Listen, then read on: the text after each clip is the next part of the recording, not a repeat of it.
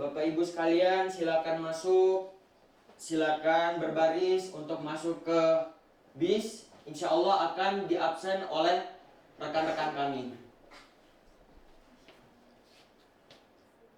Assalamualaikum warahmatullahi wabarakatuh. Waalaikumsalam warahmatullahi wabarakatuh. Ahlan wa marhaba, saya ucapkan kepada Bapak dan Ibu sekalian, selamat datang tamu-tamu Allah, yang mana keberadaan Bapak Ibu sekalian insya Allah bukanlah sebuah kebetulan, melainkan sebuah hal yang telah ditakdirkan oleh Allah Subhanahu wa Ta'ala. Bapak Ibu sekalian, sebelumnya saya ingin mengucapkan terima kasih banyak kepada Bapak Ibu sekalian karena telah memilih sarana umroh itu telah memilih PT kami, PT Jan Baudrillard Tour and Travel sebagai sarana umroh. Insya Allah amanah yang kami dapatkan merupakan sebuah kehormatan besar bagi kita semua. Bapak Ibu sekalian, sebelumnya perkenalkan, nama saya Muhammad Yaudin. Saya selaku tour leader travel dan umroh akan memandu acara jalannya umroh kali ini. Bapak Ibu sekalian, ibadah umroh bukanlah sebuah ibadah yang hanya ibadah ruhaniah, melainkan ibadah fisik. Ibadah yang mencampurkan antara fisik kita, karena selama kegiatan umroh kita harus kuat stamina kita dan juga menyiapkan iman kita agar kita bisa terus khusyuk dalam melaksanakan umroh. Bapak Ibu sekalian, sebelum kita melanjutkan acara umroh ini, marilah kita mengucapkan bismillah bersama-sama agar bisa berjalan secara lancar dan juga secara khusyuk. Marilah kita mengucapkan bismillah bersama-sama. Bismillahirrahmanirrahim. Bapak Ibu sekalian, marilah kita perkenalan dengan indahnya kota Madinah Al-Munawwarah. Kota Madinah Al-Munawwarah merupakan sebuah simbol cahaya iman, yang mana Allah Subhanahu wa Ta'ala menjadikan sebuah tempat ini sebuah tempat yang mulia, tempat yang mana Nabi Muhammad SAW berhijrah dari Mekah menuju ke Madinah. Bapak Ibu sekalian, ada yang tahu dulu nama Madinah Munawwarah bukan Madinah Al-Munawwarah? Ada yang tahu? Enggak ada. Ya, dulunya kota Madinah Al-Munawwarah dinamakan Yastrib. Kemudian diganti oleh Nabi Muhammad SAW menjadi Al-Munawwarah. Al-Munawwarah berasal dari kata nur. Apa artinya nur? Cahaya. Dari situlah kota Madinah Al-Munawwarah dinamakan cahaya, karena sebagai simbol bercahayanya keimanan dalam sebagai pusat peradaban Islam. Kemudian kota Madinah Al-Munawwarah merupakan sebuah kota yang mana hijrahnya kaum muhajirin dan disambut oleh kaum ansor. Dan kota Madinah Al-Munawwarah juga merupakan tempat yang mana terdapat Masjid Nabawi. Kota Madinah Al-Munawwarah merupakan masjid sebagai simbol persaudaraan antara kaum muhajirin dan juga kaum ansor. Di kota inilah kita tahu bahwa terdapat banyak sekali sejarah-sejarah yang ada di dalam Al-Quran, dan juga banyak sejarah-sejarah terjadinya peperangan kaum muslimin. Kemudian kita akan melanjutkan ke Masjid Quba. Ada yang tahu Bapak Ibu Masjid Quba? Enggak, belum. Gak ada yang tahu ya? Belum. Ya, Masjid Quba itu kalau misalkan Bapak Ibu sekalian lihat di sosial media ya, itu banyak di kubahnya itu terdapat burung-burung yang berterbangan kemudian hinggap di kubah tersebut. Masya Allah. Biasanya para jamaah memberikan makanan dan juga membuat banyak-banyak sekali ya konten viral yang kita lihat di sosial media. Bagaimana sejarah Masjid Quba ini? Ada yang tahu? Nah, bisa dilihat di sebelah kiri sini itu ada Masjid Quba. Masjid Quba merupakan masjid pertama yang didirikan oleh Rasulullah Shallallahu Alaihi Wasallam di kota apa? Kota Madinah. Kota Madinah Al Munawwarah.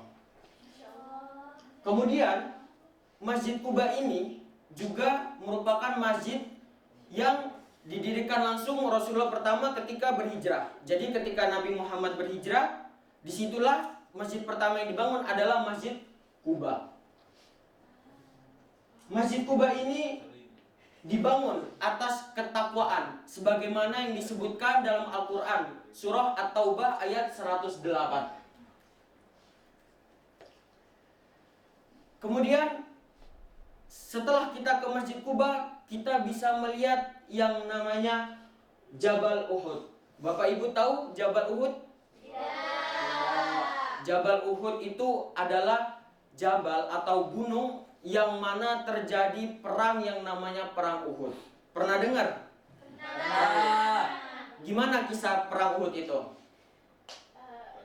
Nggak tahu, lupa lagi. Ya, kalau kita pernah dengar ya, di dalam kajian Sirah Nabawi, Jabal Uhud itu terjadinya perang Uhud yang mana terdapat kelalaian kaum muslimin atas perintah yang telah diperintahkan oleh Rasulullah Shallallahu Alaihi Wasallam. Dulu diceritakan bahwa ketika kaum kafir Quraisy melawan kaum muslimin, ada suatu golongan atau ada suatu pasukan di atas gunung, yaitu adalah kaum memanah. Kaum memanah tersebut telah diperintahkan Rasul, apapun yang terjadi jangan sampai turun ke bawah gunung. Kenapa? Karena banyak sekali godaan harta rampasan perang atau kita sebut sebagai ghanimah. Ketika kaum Quraisy kalah, mereka meninggalkan banyak sekali harta rampasan perang. Sehingga banyak kaum muslimin yang di atas jabal turun ke bawah untuk mengambil harta rampasan tersebut. Akhirnya apa? Banyak sekali yang mereka melalaikan perintah Rasul tadi. Dan tak lama kemudian kaum kafir Quraisy mengsergap dari belakang kaum muslimin. Dari situlah terdapat kekalahan kaum muslimin karena melalaikan perintah dari Rasulullah Shallallahu Alaihi Wasallam. Dari sini apa ibrah yang kita bisa ambil? Ibrahnya adalah kesalahan sedikit, yaitu melalaikan perintah Rasulullah Shallallahu Alaihi Wasallam, akhirnya bisa berakibat fatal, bisa menyampai kekalahan. Akan tetapi Allah masih mengkehendaki kaum muslimin sehingga masih diberikan kemenangan. Alhamdulillah. Ada juga di Jabal Uhud ini, kalau Bapak Ibu sekalian tahu, ada terdapat makam. Makamnya siapa? Ada yang tahu? Kita bisa lihat di Gunung Uhud ini terdapat makam dari syuhada. Syuhada itu adalah orang-orang yang mati syahid ketika berperang di Jabal Uhud tersebut. Kapan perang Uhud itu terjadi? Ada yang tahu, Bapak Ibu? Ya, perang Uhud ini terjadi ketika tahun 3 Hijriah, yang mana tahun ketiga setelah hijrahnya Nabi Muhammad Shallallahu Alaihi Wasallam. Kita lanjut ke makam Baqi. Baik, Bapak Ibu sekalian, masih kuat? Masih semangat? Masih. Ayo, silakan kita semua turun. Pastikan barang bawaannya, paspornya jangan sampai ketinggalan. Semua barang berharga ditaruh di dalam tas yang telah kami sediakan. Kita akan melanjutkan tur perjalanan ke makam Baqi. Bapak Ibu sekalian, ada yang tahu makam Baqi itu apa? Makam Baqi adalah makam yang mana Rasulullah Shallallahu Alaihi Wasallam banyak sekali istri-istri beliau yang dimakamkan di makam Baqi tersebut. Ada yang disebut atau kita kenal sebagai Ummul Mukminin. Apa itu Ummul Mukminin? Apa itu? Ummul Mukminin adalah ibu daripada orang-orang mukmin. Siapakah ibu dari orang-orang mukmin? Ada yang tahu? Enggak. Tidak. Nah, di antaranya kita bisa lihat di sini ada Siti Khadijah, Siti Aisyah, Siti Hafsah dan lain sebagainya. Itu merupakan ummul mukminin atau istri-istri dari baginda Nabi Muhammad sallallahu alaihi wasallam. Kemudian di sini juga dimakamkan putri-putri Nabi Muhammad sallallahu alaihi wasallam. Dan juga bisa kita lihat di situ ada juga makam para tabi'in dan juga as-sabiqunal awwalun atau orang-orang pertama yang telah masuk Islam. Semua dimakamkan di makam Baqi. Mungkin Bapak Ibu sekalian bisa mengambil foto sebagai kenang-kenangan di sini. Bisa dari kita ceritakan kembali ya kepada saudara kita atau juga kepada keluarga-keluarga kita. Insya Allah keluarga-keluarga kita semua bisa menyusul untuk umroh Amin. di kota yang penuh berkah ini. Allahumma. Amin. Di sebelah makam Baqi kalian bisa lihat, ibu-ibu bisa lihat kalau ada kubah yang berwarna hijau atau kita sebut sebagai masjid apa? Masjid Nabawi. Masjid Nabawi ini adalah masjid yang ikonik di kota Madinah. Kenapa? Karena kubahnya berwarna hijau. Di sini terdapat yang namanya raudhah. Raudhah, apa itu raudhah? Ada yang tahu Bapak Ibu sekalian? Makam Nabi. Ya, raudhah adalah makam Nabi Muhammad. Di sini disebutkan bahwa raudhah atau taman surga, raudhah min riyadil jinan, adalah taman dari taman-taman surga. Kenapa demikian? Karena di sini merupakan sebaik-baiknya tempat atau sebaik-baiknya makam yang ada di dunia. Karena disitulah makam Nabi Muhammad Shallallahu Alaihi Wasallam. Dan di sini juga terdapat kuota untuk masuk setiap tempat. Tapi Bapak Ibu sekalian jangan khawatir, karena travel kami telah menyediakan kuota sehingga Ibu Bapak sekalian tidak perlu risau karena bisa masuk ke dalam tempat ini.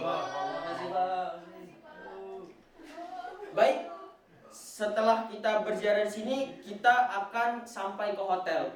Pastikan barang Bapak Ibu sekalian pastikan barang bawaannya tidak tertinggal dan juga semua barang-barang untuk dijaga selama perjalanan tersebut. Kalau ada yang perlu ditanyakan dan juga ada keluhan, silakan Bapak Ibu sekalian jangan sungkan, jangan segan untuk bertanya kepada rekan-rekan kami. Insya Allah kami akan siap membantu. Bapak Ibu sekalian, siapkan diri, besok kita akan melanjutkan ziarah ke tempat-tempat yang bersejarah lainnya. Jangan lupa fisiknya kita siapkan, staminanya kita siapkan, dan juga imannya kita juga stabilkan lagi. Saya selaku tour leader Muhammad Liaudin izin undur pamit diri. Kurang lebihnya saya ucapkan mohon maaf. Assalamualaikum warahmatullahi wabarakatuh. Waalaikumsalam warahmatullahi wabarakatuh.